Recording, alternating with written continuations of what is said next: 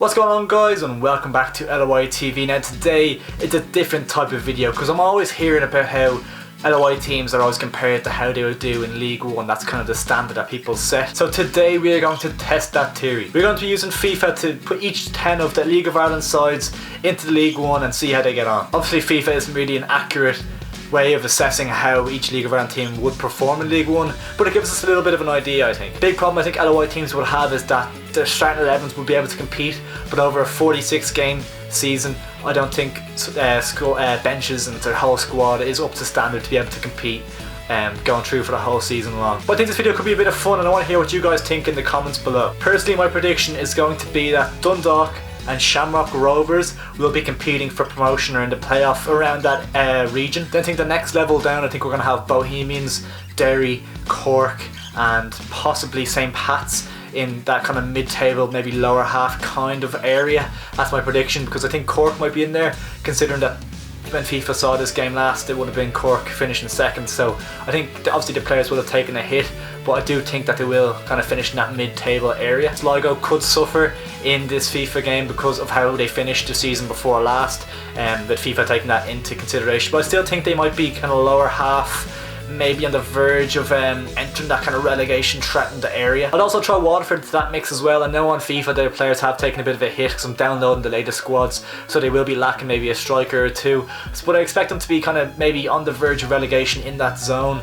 And as for the bottom two, I expect Finn Harps and UCD to be rooted to the bottom of the table. I think it'll be interesting to see the likes of Pat Hoban, Michael Duffy, Jack Byrne, these players, how they're going to perform statistically come the end of the season. I have taken over control of Sunderland because I don't want to have an impact on any of the League of Ireland teams by me just simming it and being in control of that squad. So even if I get sacked or anything throughout the season, I won't be affecting any of the League of Ireland teams' performances that much. So you guys, if you like the type of concept for a video, make sure to drop a like down below, and also it'd be a huge favour to us if you hit that subscribe button. Let's jump right into the video.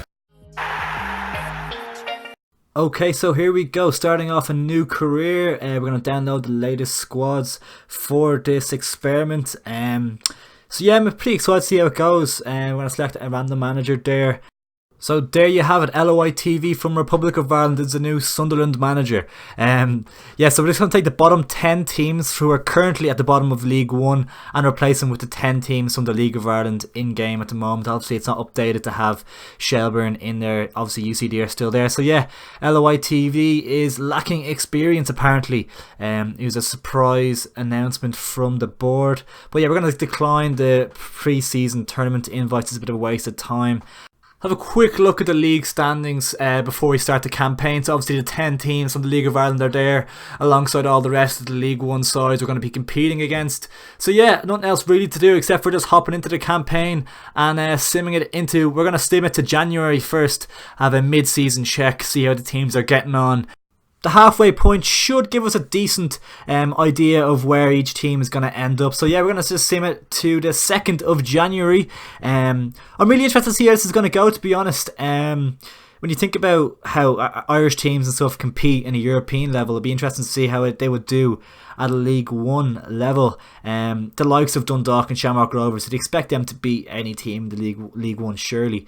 The rest of the league, well, there's such a big gap in the League of Ireland these days between the top and the bottom in terms of everything financial and everything really. So it's going to be interesting. I do expect Finn Harps and UCD to be at the bottom of the table and not many points. The moment of truth has arrived and I see Dundalk are in 4th. That's the only League of Ireland team I can see.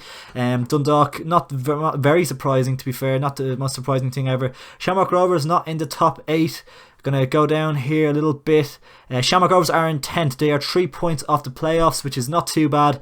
I'd be expecting in and around the playoff area for Shamrock Rovers to finish off. There's Bohemians in 16th. The rest of the league is going to be really at the bottom. Cork City 18th, St. Pat's 19th, Sligo 20th, Derry City 21st, that's a surprising one, UCD 22nd, Finn Harps 23rd, and Waterford are 24th with 1 point from 25 games this season. That's absolutely horrific from Waterford. Yeah, even 24 games even, but still, that's really, really poor from Waterford. UCD and Finn Harps, where you'd expect them to be. Derry, you'd expect them a bit more towards mid-table. Sligo, kind of where you'd expect. St. Pat's pushing up, and Cork, you'd expect them a little bit higher, maybe. Well, actually, not based on this season. Cork are probably where you'd expect, given this season's output. They've finished 8th in the league. Let's have a quick look at the top scorers. Who can I see? Pat Hoban with 16 goals. That's absolutely incredible from 24 games. Who else we see? Patrick McAnally having a great season from midfield with 12 goals. Anyone else I can see? Owen Stokes with 9. Anyone else there now? I don't. Dinny Corcoran has 8. That's a decent return from him. And then in assists, Pat Hoban has 5. Patrick McAnally has 5. Anyone else in there? No one really. Shamrock Rovers, Aaron Green has 4 assists. Not bad from him. He hasn't found himself on the top scorer list though. But that's a decent return in terms of clean sheets. I see Alan Manis has 10. That's very good from the best goalkeeper in the league this season. And James Talbot has a good few. Gary Rogers has a few. So yeah, the kind of ones you'd expect. Mark McNulty has a few as well. So yeah, the goalkeepers you'd expect to be up there. The top 3 best keepers in the league are in that. And then yellow cards and red cards, don't really care about that too much, to be honest. I think we should hop back into the calendar and sim our way to the end of the season. But yeah, at the halfway point, I'm not majorly surprised by anything in particular. What I would like to see perhaps is Dundalk maybe pushing up there 4th at the moment. I'll probably take that for them come the end of the season. I'd like to see Shamrock Rovers pushing on. They're only 3 points away from the playoffs. It'd be good to see them if they can get into a playoff spot. Then the rest of the league, you'd like to see them pick up a few points. The likes of Pats and Cork and Bows maybe go into a comfortable mid-table position. Here we are at the end of the season, and I have finished top of the league with Sunderland. I don't see any League of Ireland teams in the playoffs, so unfortunately that's really disappointing, to be honest. Hopefully they're not too far off. No one in the top 8 at all. Top 10, nobody. Shamrock Rovers finally in 12th. Where have Dundalk gone? That's 12th. Dundalk are 13th with 74 and 73 points respectively. And then down the end of the table is where all the League of Ireland teams are, to be honest. St. Pat's 16th, Cork City 17th, Bohemians in 18th, and then Sligo Rovers in 20th, Derry City 21st. And the relegated sides, UCD, Finn Harps and Waterford. Waterford picking up 5 points. Finn Harps picking up 9 points. And UCD picking up 11 points. Really disappointing shows from those sides. Derry City and Sligo, 25 and 37. Not a great return, to be honest. Bohemians with 42 is respectable. Cork City 45 respectable as well. But you'd like to see them pushing up a little bit further maybe.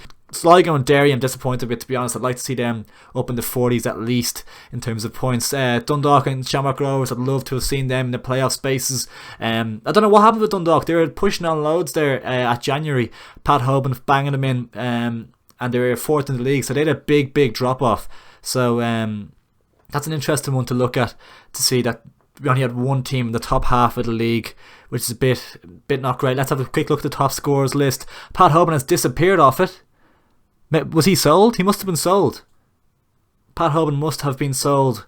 Patrick McAleny finishing as the top LOI goal scorer with 16 goals in League 1, which is a decent return. Very good return actually from midfield, sorry. Nobody else on the list in assists.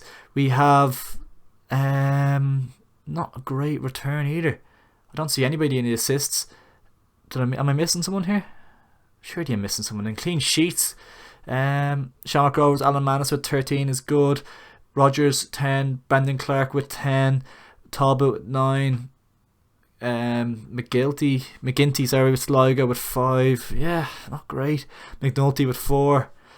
Bit disappointed with the goals and the assists, to be honest. No, not one player on the assists list. Even where the likes of Jack Byrne and Michael Duffy, you'd expect them to be doing really well. I'm going to check Pat Hoban, make sure he's left the club, because I'm pretty sure he had 16 goals, so he should be on that list. Yeah, he has left, and that would have been a big moment in Dundalk's season, and why a big factor in why they ended up in 13th in the league. Let's have a quick look at each team's individuals statistics.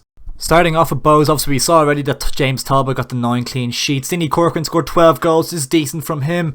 Not great from Andre Wright or Ryan Swan there. Danny Mandrew, let's see, he got 1 goal and 2 assists. Danny Grant scored 3 goals. Not great from the pair of Ireland under-21 internationals. Dara Leahy scored 8 goals from left back. That's very impressive from him. Apart from that, there's nothing really that stands out in terms of their defensive players. The next team is Cork City. Mark McNulty kept 4 clean sheets, not great. Graham Cummins scored 11 goals, which is respectable. Owen Stokes scored 9, decent from the pair of the strikers. 9 goals in 23 games is good from Stokes, to be fair. Carl Shepherd, 4 goals, 2 assists, not great. Darragh O'Connor with 3 goals, not great either. Nothing outstanding from Cork really. The defensive players didn't keep many clean sheets, as I've already said. Peter Cherry kept 1 clean sheet for Derry City, which is not great at all. They had a poor season. Their front players, don't see Junior there, and I don't see Parkhouse there either. Bruna with 1 goal isn't great from him. Greg Sloggett with 3 goals. Obviously the new Dundalk signing, I think that's a very good deal for Dundalk in real life, of course. Barry McNamee with 2 goals and no assists. We've disappointed with that, especially on the assists front. The defensive players, not much to write home about. 3 goals from Ali Gilchrist. As for Dundalk, good amount of clean sheets for Gary Rogers. He'll be happy enough with that tally.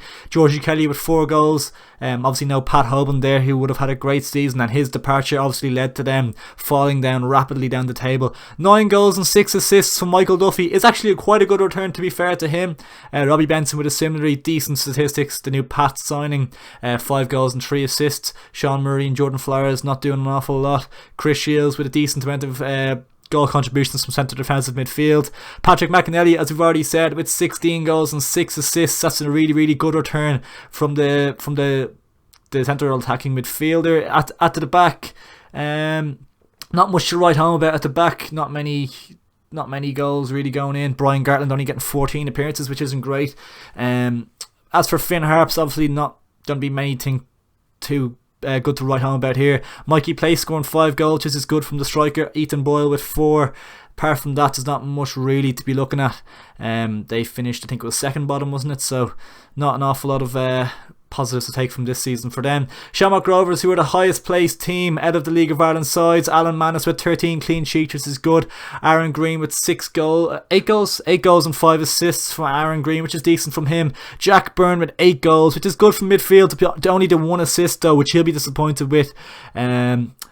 Ronan Finn with 4 goals. Aaron McAnuff with 9 goals, which is decent, to 2 assists as well. He could have improved on that. Apart from that, not much else going on in the midfield. Graham Burke, of course, 9 goals, 2 assists, decent return. Decent is all you can describe it as, to be fair. Sean Kavanagh with 7 goals, oh my god, from left back. Another high scoring left back in the League of Ireland. League race, 3 goals, 3 assists, a good return from centre half. As for Sligo Rovers, Ronan Coughlin and Romeo Parks, not many goals scored there, 11 combined in a lot of games played. Who else do we have here? In midfield, not an awful lot going on. Ronan Murray from the cam position. He had a disappointing season in real life as well. So 5 goals from him isn't too bad in League 1. Pat's decent return from Brendan Clark in terms of clean sheets. Mikey Drennan with 7 goals. Obviously let go. A lot of these players have been let go by Stephen O'Donnell in real life. Glenn McCauley with 6 goals. Decent return from the former Liverpool man. He's been let go by St. Pat's as well. Dean Clark with 9 goals and 2 assists isn't bad. Connor Clifford 2 goals, Chris Forrester 5 goals, 4 assists. Reece McKay with 8 goals and 4 assists. He's been let go as well, which I thought was very surprising. He's a very, very good player. Not sure if he had a bad season in real life, but he had a decent season in game here.